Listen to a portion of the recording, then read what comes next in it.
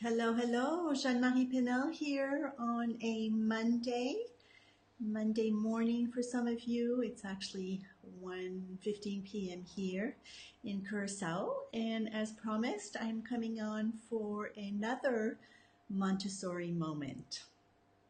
And so I am Jeanne-Marie Paynel, and for those of you who don't know me, I am the owner and founder of Voila Montessori, where I guide, support, and encourage families to parent the way that they want to parent, and most importantly, to be the best parent you can be, to guide your little ones to a better future.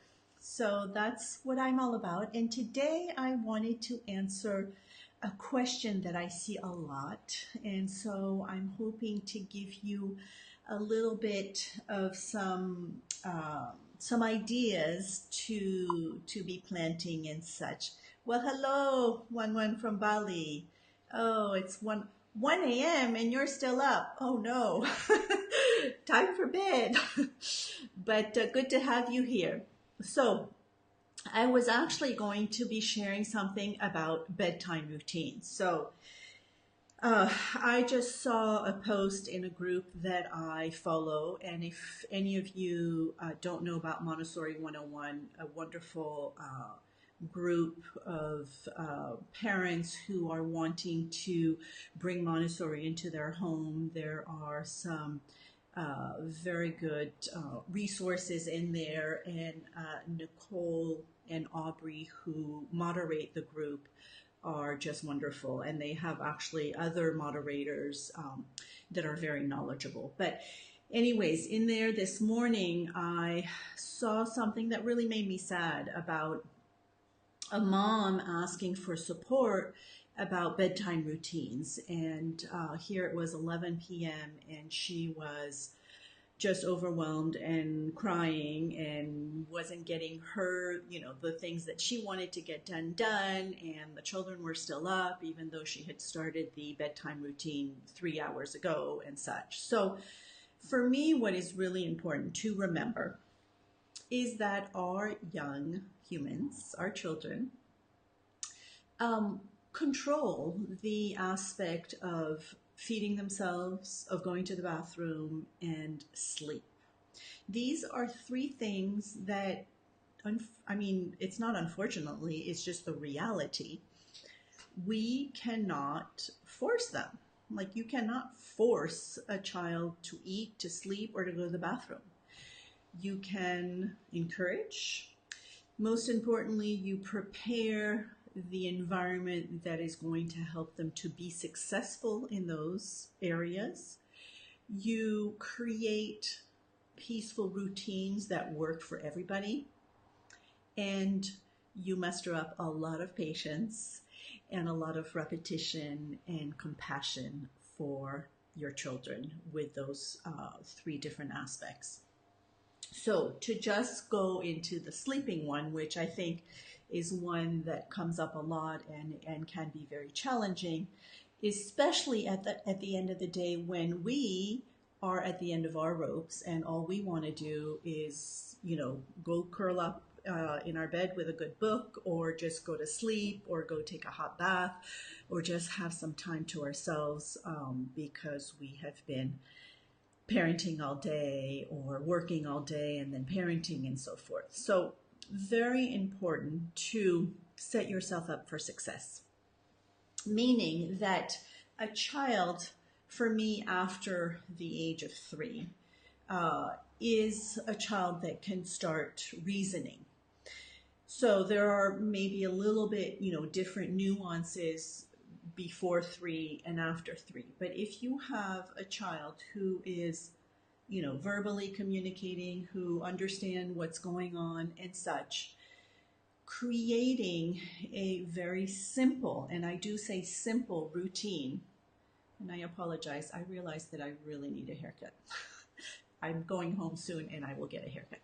Anyways, a very simple routine. And I do emphasize on simple because we tend to let the child lead us down this road of very elaborate routines of, saying goodnight to all 25 stuffed animals and going and getting the fifth drink of water and doing a little dance and another book and so on and so forth. So we are in charge. We are the adult in the room, right?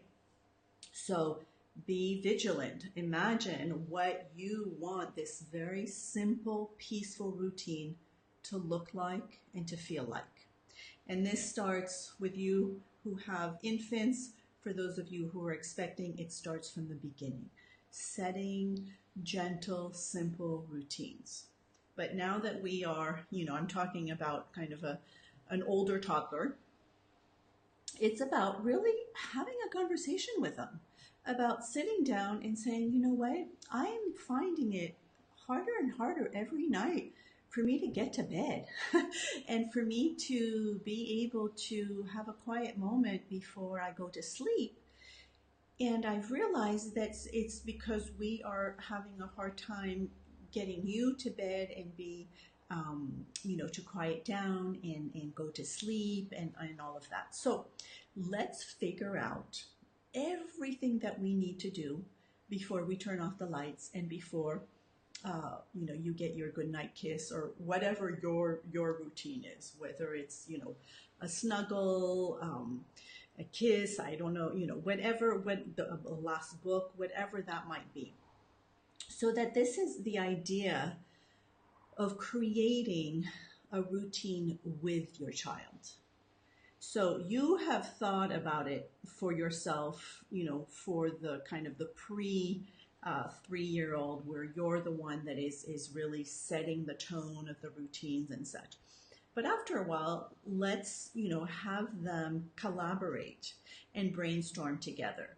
And so here, what I like to do is really, invite the child to be thinking of all the things that they need to be doing to get to bed and to, be able to have a good night's sleep, because sleep is so important. And we can talk about how sleep is important for our brain, that it's the time when we, kind of learn all the things that we've seen during the day and so forth.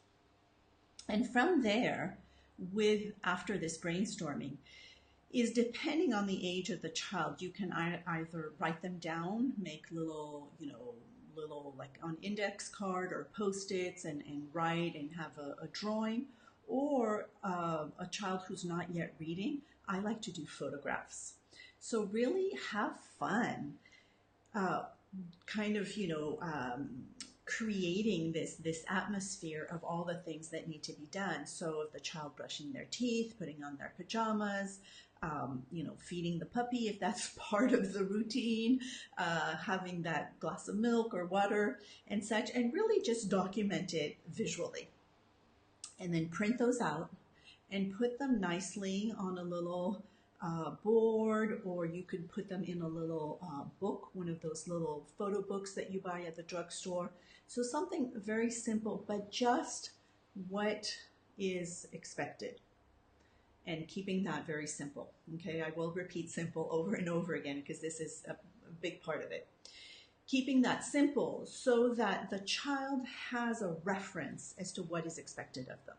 And I think this is where it's very important, because then there will be that repetition, and it will help you, remind you of what those expectations are, what you agreed on and such. And it's wonderful as well when you want to go out on a date and it's not you putting out the children to bed, or grandma comes over and you're going to go out with your girlfriends, or dad is, you're going out to see your buddies, whatever. You can hand over the sleep book or the sleep routine chart to whoever is in charge. And the beauty of this is that you no longer become the one who is reminding, who is nagging, who is getting frustrated because we're not being listened to and such. And it's just the routine that becomes in charge. So you can actually say, oh, I forget, why don't you go look? Or let's look in the book. So that it really becomes, the routine becomes the one that is really helping to keep that momentum and keeping things in an orderly fashion.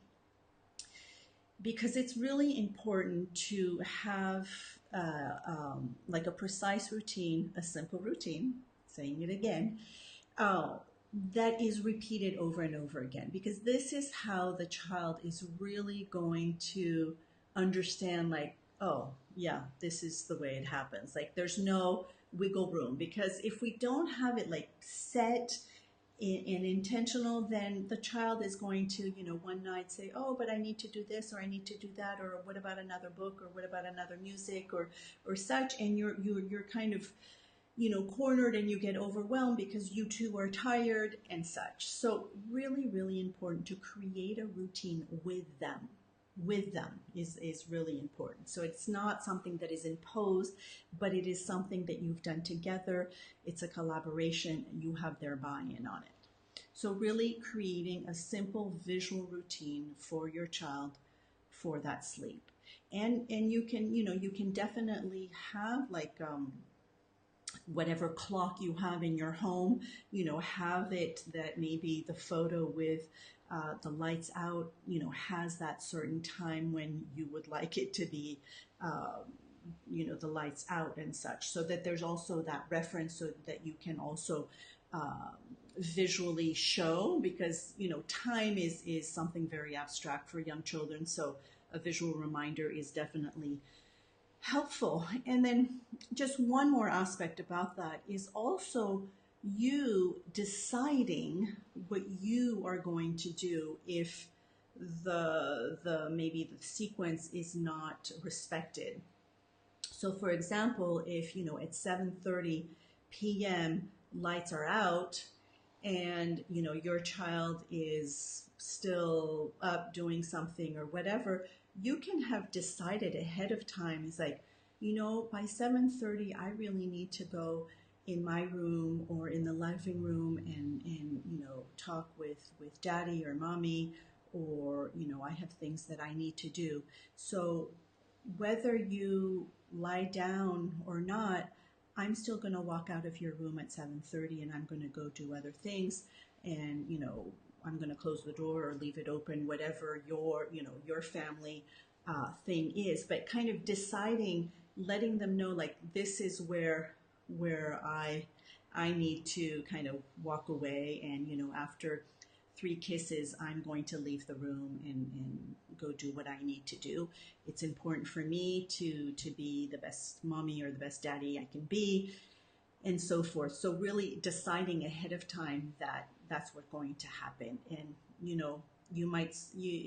if you start crying and everything, I love you, and I'm still going to go do what I need to do because I need to finish cleaning up the kitchen, or I'm writing a book. I mean, whatever you're doing, right? You've got a life and you need to take care of it. So that's really, for me, the importance is really helping the children understand what the routine is, what is the expectation, creating a routine with them, keeping it simple, and then also deciding ahead of time and letting them know ahead of time what you will be doing in the case that it doesn't go the way that we had planned it. So that was my Montessori moment, and that is more of a positive discipline moment of creating a routine with your children, especially for sleep, which is a really important one, that from the DMV, uh, that is an important one for you to get the rest that you need, for your children to get the rest they need. So this was really about creating a bedtime routine for children a little bit 3 and older. And then before 3, it's really you're setting the tone for all of that. So I hope that was helpful. And this is all kind of the information also that I will be sharing in my live training that I will be doing next week. So I think I must have misinformed some of you, because last week I said next week, but it's actually not this week, but the next one. So from next week, next Tuesday and Thursday, I will be uh, creating. Oh, there's another question that came in. But next week I am creating a live training for you because a lot of questions have come in around all of these topics. So I've put all of my strategies that I like to share with you together, and it's called the 7 Proven Strategies to a Stress-Free Home. Create the home and family life you've always wanted. And so that will be next Tuesday and Thursday. I'm not sure of the dates, but I know Thursday is the 14th. So Tuesday the 12th and Thursday the 14th. And I will share more about that later. But sign up. These are live trainings. There will be 4 different times for you to join me. They're live, so you'll be able to ask questions there as well. And I look forward to having you there. So let me look here. There are some questions that came in. So Chelsea, can I put this? Yes. What should I do if my 16-month-old throws things? Well, we can do several things. We can say, oh, I see you're wanting to throw things, and actually have an activity for throwing. Throwing is a very important milestone. They understand a lot. I mean, it's physics, it's their own capabilities of being able to throw things and such. So really make a place, whether it's outside, whether it's inside, something where they can practice that. Because it's really about giving them the limits of what is acceptable to be throwing and what isn't. So if you do have things that they can throw, and this is a perfect example of what it is we say in Montessori: follow the child.